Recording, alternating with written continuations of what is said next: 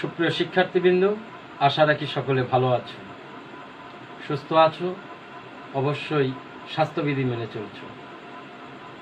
আমিও ঈশ্বরের কৃপায় ভালো আছি। মাননীয় প্রধানমন্ত্রী ও শিক্ষামন্ত্রীর সুচিন্তিত দিক নির্দেশনায় সারা বাংলাদেশেই অনলাইন শিক্ষা ব্যবস্থাপনা কার্যক্রম চালু রয়েছে। তারই রেস ধরে নদীগীয় হজরত আলী উচ্চ বিদ্যালয় আত্রাই নওগাঁ কর্তৃক অনলাইন ক্লাসে সকল শিক্ষার্থীবৃন্দকে সুস্বাগতম ও অভিনন্দন জানাচ্ছি। প্রিয় শিক্ষার্থীবৃন্দ, আমাদের আজকের আলোচ্য বিষয় অধ্যায় 3 পদার্থের গঠন, শিখন ফল 4। ইতিমধ্যে আমরা ক্লাসে আলোচনা করেছি। সেখানে আমরা আণবিক ভর, পারমাণবিক ভর সম্পর্কে জেনেছি। আজকে আমরা জানব আপেক্ষিক আণবিক ভর কিভাবে বের করতে হয়। তাহলে আজকে আমরা আমাদের ক্লাস কার্যক্রমে চলে যাব এবং লক্ষ্য রাখবো আমাদের বোর্ডের দিকে। আলোচ্য বিষয় আপেক্ষিক পারমাণবিক ভর।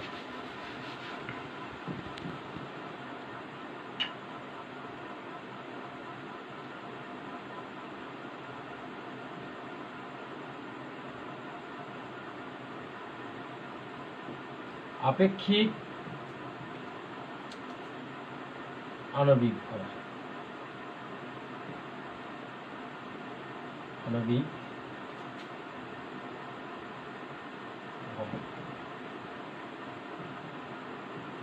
শিক্ষার্থীবৃন্দ, অবশ্যই আমাদের জানা উচিত প্রথমে যে আপেক্ষিক আণবিক ভর আমরা কাকে বলি। কোনো মৌলিক বা যৌগিক পদার্থের অণুতে যে পরমাণুগুলো থাকে তাদের আপেক্ষিক পারমাণবিক ভরকে নিজ নিজ পরমাণু সংখ্যা দ্বারা গুণ করে প্রাপ্ত গুণফলকে যোগ করলে যে ফলাফল পাওয়া যায় সেটিকে আমরা ওই অণুর আপেক্ষিক পারমাণবিক ভর বলে থাকি। তাহলে কথাটা কি দাঁড়ালো? কোনো মৌলিক বা যৌগিক পদার্থের অণুতে যে পরমাণুগুলো থাকে তাদের ওই পরমাণুর সংখ্যা দ্বারা নিজ নিজ ভরকে গুণ করে প্রাপ্ত গুণফলকে যোগ করলে যে ফলাফল পাওয়া যাবে তাকেই আপেক্ষিক আণবিক ভর বলা হবে। সাধারণভাবে আপেক্ষিক আণবিক ভরকেই আণবিক ভর হিসেবে বিবেচনা করা হয়। তাহলে লক্ষ্য করি, যেমন মিথেন, এখানে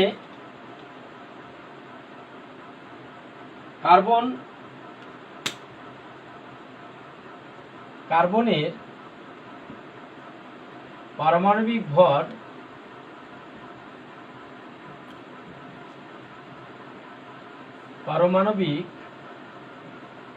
ভর সমান 12 এবং হাইড্রোজেনের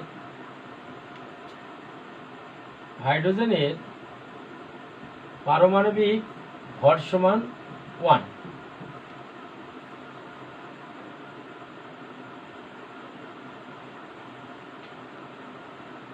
কিন্তু কার্বনের পরমাণু সংখ্যা কয়টি? এখানে কার্বনের পরমাণু সংখ্যা 1টি, কিন্তু হাইড্রোজেনের পরমাণু সংখ্যা 4টি। তাহলে মিথেনের আপেক্ষিক আণবিক ভর হবে তাদের পরমাণু সংখ্যা ও ভর সংখ্যার গুণফলের যোগফল।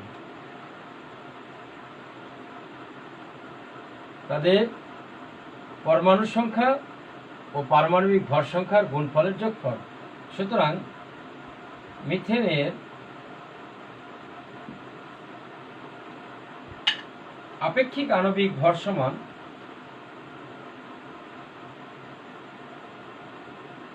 আপেক্ষিক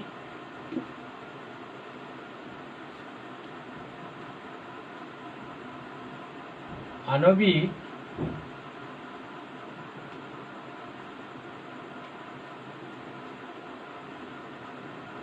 ভর সমান কার্বনের পারমাণবিক ভর সংখ্যা গুণিত কার্বনের পরমাণু সংখ্যা যোগ হাইড্রোজেনের পারমাণবিক ভর সংখ্যা গুণিত হাইড্রোজেনের পরমাণুর সংখ্যা।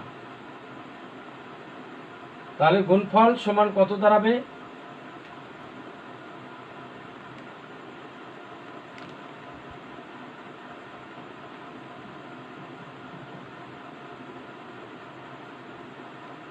ষোলো। সুতরাং মিথেনের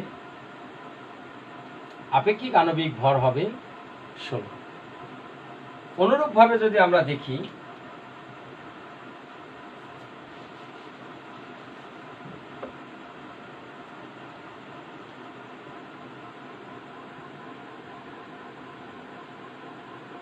পানি, এটি একটি পানির সংকেত।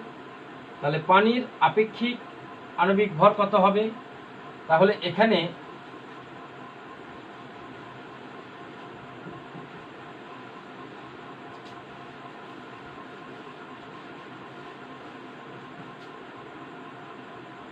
হাইড্রোজেনের পারমাণবিক ভর সমান 1 এবং হাইড্রোজেনের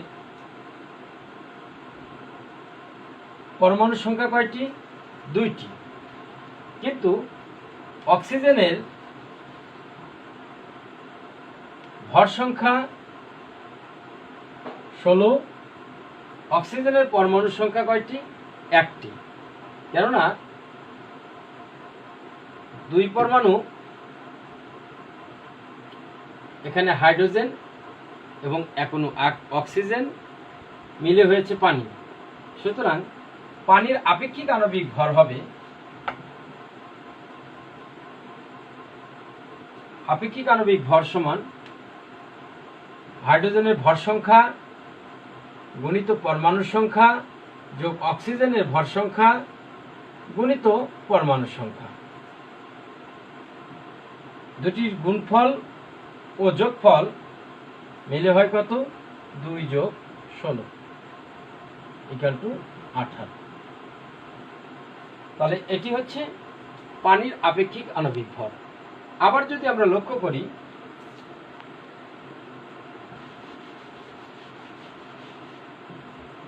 শিক্ষার্থী বৃন্দ,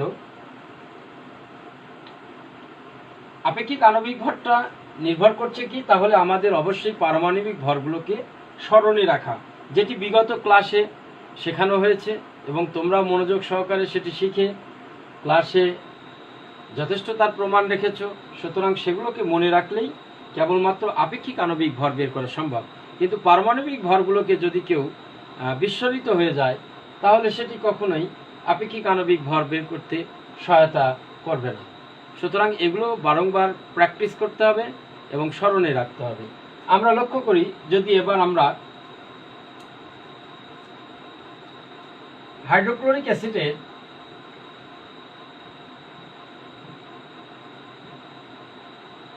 আপেক্ষিক পারমাণবিক ভর বের করি তাহলে কি দাঁড়াবে? হাইড্রোজেনের পারমাণবিক ভর কত? 1 এবং অক্সিজেনের জায়গাতে যদি আমরা ক্লোরিনের পারমাণবিক ভর বের করি তাহলে কত? ক্লোরিনের পারমাণবিক ভর হবে 35.5 অর্থাৎ 35.5। এখন হাইড্রোক্লোরিক অ্যাসিডের আপেক্ষিক আণবিক ভর কত হবে? নিশ্চয়ই তোমরা এতক্ষণ খাতায় করে ফেলেছ,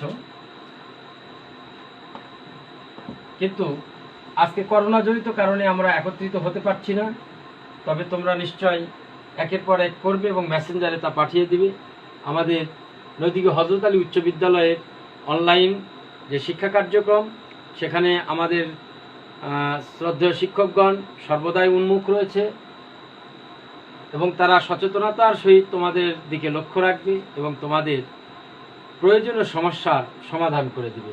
তাহলে এখন আমরা হাইড্রোক্লোরিকের আপেক্ষিক আণবিক ভর যদি নির্ণয় করি, তাহলে হাইড্রোজেনের পারমাণবিক ভর আমরা ইতিমধ্যেই দেখলাম 1, ক্লোরিনের পারমাণবিক ভর হচ্ছে 35 এবং হাইড্রোক্লোরিকের আপেক্ষিক আণবিক ভর হবে, তাহলে এদের পরমাণুর সংখ্যার সাথে ভর সংখ্যার গুণফল যোগ গুণফলের যোগফল। তাহলে এখানে হাইড্রোজেন আছে একটি এবং ক্লোরিন আছে একটি, অত্যন্ত তাহলে আমাদের জন্য সহজ। সুতরাং হাইড্রোজেনের পারমাণবিক ভর 1 এবং পরমাণুর সংখ্যাও হচ্ছে 1 যোগ ক্লোরিনের পারমাণবিক ভর হচ্ছে 35.5 এবং তার পরমাণুর সংখ্যা হচ্ছে কত? 1। তাহলে আমরা এর গুণফলের যোগফল কত পাবো? 36.5। শিক্ষার্থীবৃন্দ, আশা রাখি তোমরা কিভাবে পারমাণবিক ভর হতে আপেক্ষিক আণবিক ভর বের করা যায় কৌশলটি শিখে ফেলেছ এবং আগামীতে তোমরা নিঃসন্দেহে সুন্দরভাবে তা নিজেরাই করতে পারবে, আপেক্ষিক আণবিক ভর বের করতে পারবে, এটি আমি আশাবাদী। আজকের ক্লাসের মধ্য দিয়ে তোমাদের জন্য রইল কিছু হোমওয়ার্ক, তোমরা অবশ্যই সেটি করবে এবং আমাদের অনলাইন কার্যক্রমের সাথে যুক্ত হয়ে সেটি মেসেঞ্জারে পাঠিয়ে দিবে। আমাদের হোমওয়ার্ক অবশ্যই তোমরা খাতায় লিখে নিবে।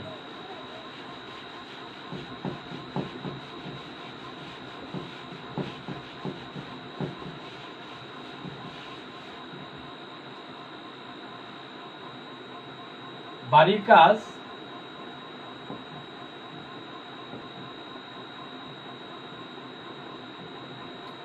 আপেক্ষিক আণবিক ভর নির্ণয়। আপেক্ষিক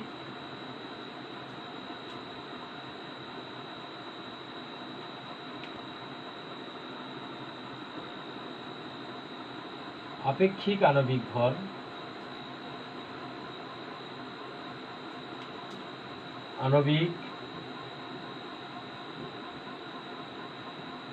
ভর নির্ণয়।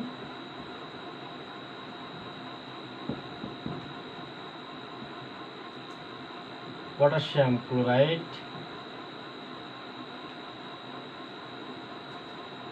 Sulphuric acid,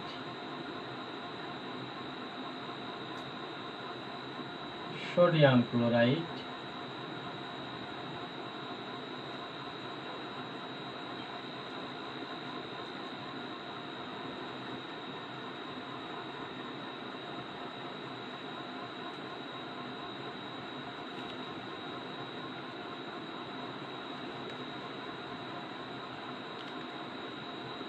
sodium sulphate.